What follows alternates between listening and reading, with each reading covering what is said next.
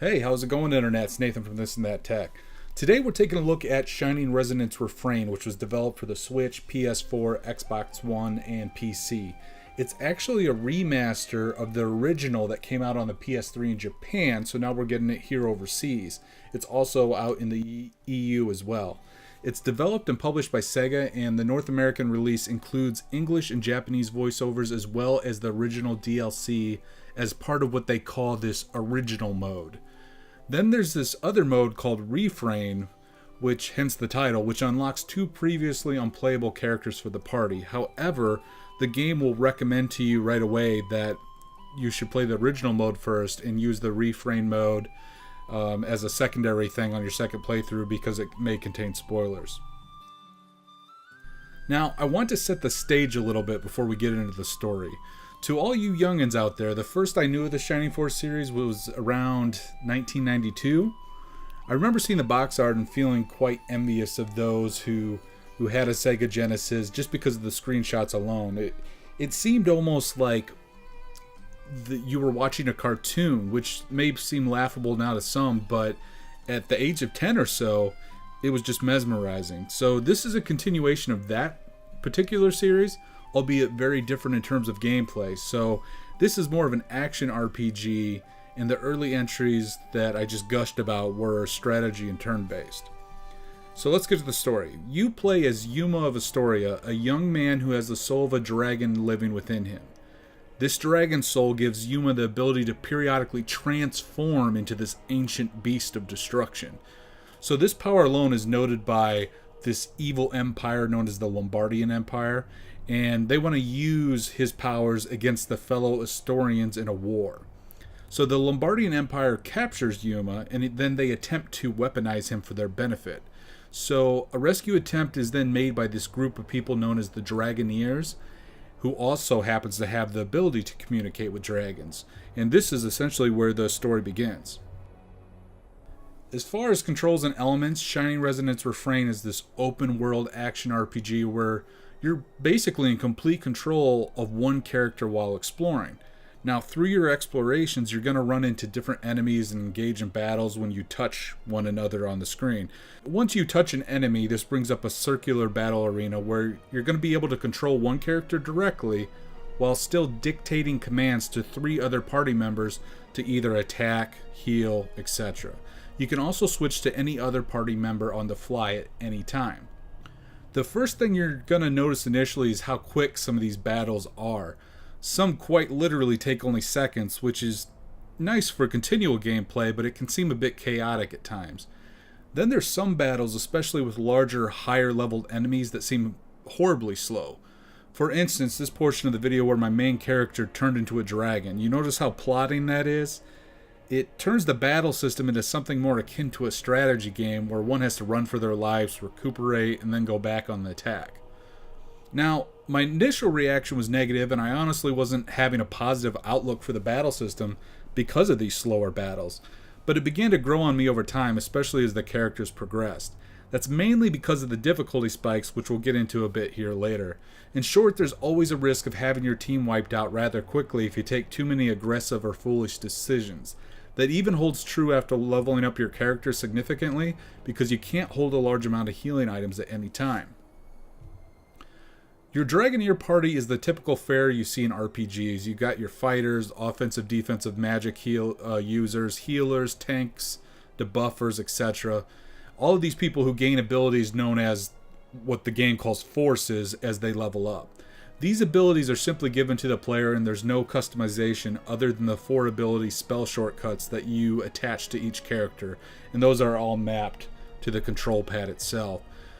Which that's a big gripe of mine, that there's so many different abilities to choose from, yet I always have to pause the game, grab an ability, and then remap it to my control pad in order to use it quickly. And, I would have liked some better, either a toggle like an LB or LT, RT, LB, RB, something like that you could hit and maybe see a whole list of your abilities and be able to use them quickly. It's honestly agitating because you really want to utilize other things, but I just found myself using the same 3 or 4 abilities over and over again until I leveled up to the point where it maybe was in my best interest to use a different skill altogether. Also, these force abilities do level up as you use them, or as your character levels up. I'm not sure which, because every now and then you'll get a prompt that a force ability has leveled up, but you're never really sure how much, because there's no levels or there's no numbers associated with it. So that's a little frustrating, but they are fun to use though. Speaking of abilities, one unique thing about Resonance Refrain is what's known as the band system. This is essentially a meter that slowly builds throughout battles. Once the meter reaches a certain level, it can be activated by the party, which grants specific beneficial effects. I didn't usually need to use the band system for random battles, but I definitely needed it for boss battles. The last main ability you'll use is Yuma's Shining Dragon transformation, which allows for devastating amounts of damage to your enemies. This can make some fights rather trivial, so you're going to want to use it sparingly if you want a challenge, because there were some points where I decided to use it and I just spammed the same button over and again and the boss was done. So just something to keep in mind there. Now, what makes Resonance Refrain different is their weapon system. They use these things known as harmonics, and harmonics are ancient weapons or instruments that a party member can equip in order to not only gain stat bonuses, but also additional powers. So for example, some harmonics make the wielder attack faster, whereas others add paralyzing status effects to their attacks. So each harmonic is going to start at level 1, and the proficiency can be leveled up with use. This is completely independent of the actual level of the user, which is problematic for me when you want to try out a new weapon and or gain a new character, because your stats will dip significantly. Not to mention that these harmonics can only be changed while in town, which is honestly ridiculous. So while there are plenty of choices to unlock, it's going to cost you a significant amount of time to make them usable when they are at such a low level to begin with. As a little side note, the party members do not require armor of any kind, and that's because of this aspect system that we're about to get into. So just one less thing you have to manage, which is probably good for this game. Aspects are a component of harmonics. They are basically dedicated slots, usually 3 or 4, where you can add additional buffs to your weaponry. These buffs range anywhere from raw attack stats, defense bonuses, elemental attack increases, all the way to gaining additional gold after each battle. While very useful, the organization system for them needs a bit of work. And as you go through your list of aspects, they are categorized by types such as dragon, beast, aquatic, etc. The problem with that is these vague terms make it difficult to find exactly what you're looking for. So by the end of the game, you may even have hundreds of aspects to choose from, where you literally have to select one at a time and read the bonuses before deciding whether or not you want to attach it to your harmonic. In fact, from the aspect screen, I can't actually see the individual stat numbers for the character I'm wanting to upgrade, as you can see right here. After equipping said aspect, I have to back out of the screen and then go back in, so that's very time consuming and irritating. Because of this, I opted to use mainly the same aspects for each party member for a majority of the game. The central hub in the world is known as Marga. It's basically a castle town. You're going to spend a lot of time here, as you won't be visiting any other cities or towns in the game. This is where you'll receive your quests, do all of your equipment buying, and flesh out the background stories of characters within the game. I initially wasn't thrilled with the idea of only one town, as that seemed a bit myopic, but I had enough gameplay variety at the end to make me thankful that there weren't other cities to traverse. It would be daunting otherwise. There are some flaws in the design of Marga though, one of which is the quest lines. There are many times in which I simply wanted to turn in a quest to receive some rewards, but not before being forced to go through a series of conversations completely unrelated to the quest itself. That wouldn't be a problem if it was just a few quests, but I had this happen all the time and time again. Of course, one could skip it, I suppose, but they may be missing out on some background story. Related to that is how the quests reset. Once you turn one in, the same character will have another one for you. The problem is, they don't want to give it to you until you go rest for the night at the inn, which just takes more time. It could take a minute or two just to do that. It's very cumbersome and inefficient. Again, this seems like a time-consuming activity just for the sake of a reset, which is further exasperated by the long conversations that you have to read before turning in your quest.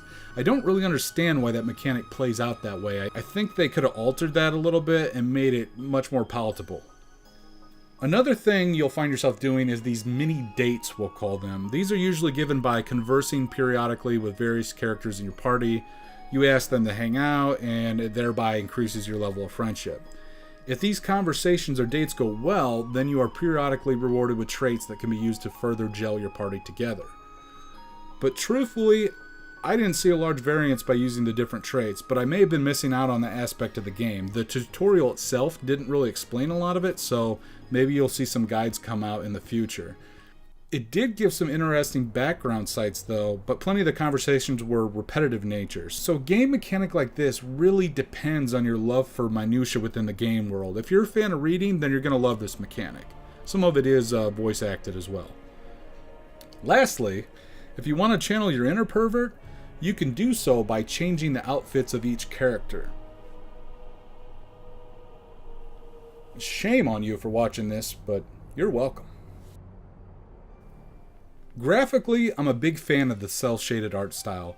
The characters look vivid and they have a great anime aesthetic. Even little touches like birds flying through the city capture your eye. However, you can definitely tell this is a PS3 game though. There's an incredible amount of popping in the city of Marga as well as the open world, which doesn't necessarily ruin the experience entirely, but it may distract some players. The cutscenes are nicely drawn as well, even though I prefer a bit more animation, but overall it's serviceable. There's plenty of things I like about Shining Resonance Refrain, but I have a real issue with the pacing. The game takes place over 8 chapters, which totals about 40 hours to completion, which is reasonable for an RPG, but not quite as reasonable when you see some of the roadblocks that are put in your path. The most important one is level scaling. As you're progressing through each chapter, the challenge feels fairly standard to what you normally experience in RPGs. Maybe a tough battle here and there, but you can eventually progress. That is, until you hit a boss. Suddenly, your team can be vastly overpowered and can get literally one-shotted out of nowhere because of the boss's abnormally high levels compared to the enemies around them. So what do you have to do then? Well, so you go back and start leveling, but then you realize you need to go back to the town for quests, equipment, items, maybe even a little rest. What you quickly discover is that there is only one way fast travel back to Marga while using a specific item. In other words, you have to manually travel the entire distance back to wherever you came from, running into the same monsters just to make another attempt on the boss you were stuck at. It's incredibly frustrating to not have fast travel, which is a giant flaw in my opinion, and it really throws off the pacing and your enjoyment of the game.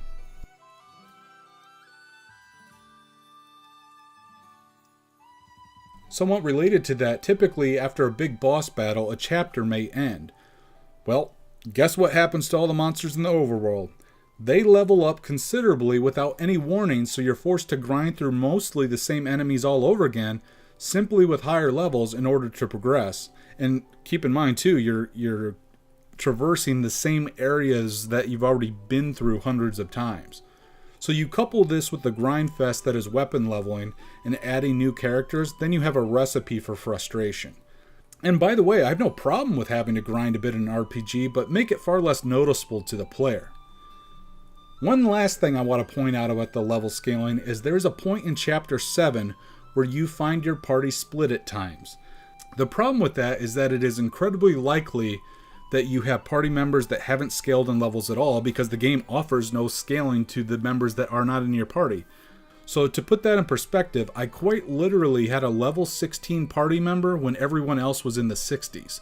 That even caused more frustration because I had to grind for about 4 or 5 hours just to progress a bit further in the game. And I was at the end of it there.